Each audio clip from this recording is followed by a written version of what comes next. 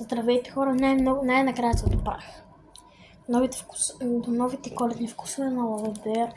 Един е с ябълков штрудел и канела, другия с бисквитки. Намерих двата вкуса, обаче третия го нямаше. Белия, обаче нещо. Мисля първо да започнем с Санта Кукис. Така, нека да го отворим. Как го мирише на бисквитки, нека да го пробваме.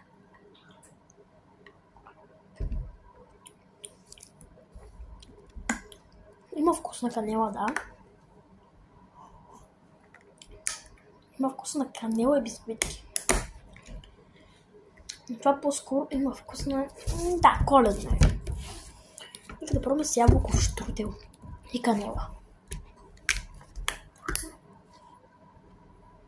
Как мирише на ябълки.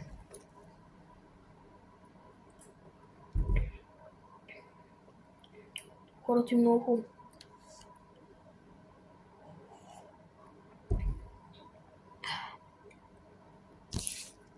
Хора, предпочитам да си го купите.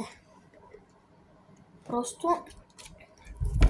тези вкусове Лавабер са уникални.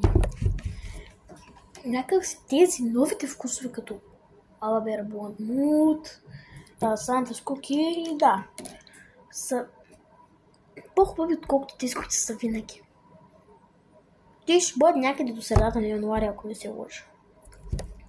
Но просто са много хубави вкусовете.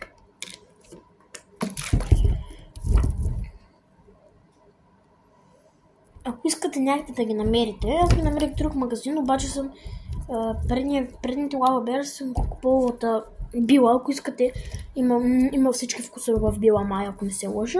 Там купих Лавабер Бландмут. Според мен и сам новите вкусове ще ги има. И да. Хора, това беше клипа. Абонирайте се на канала, за да получавате известни когато кача видео и чао от мен.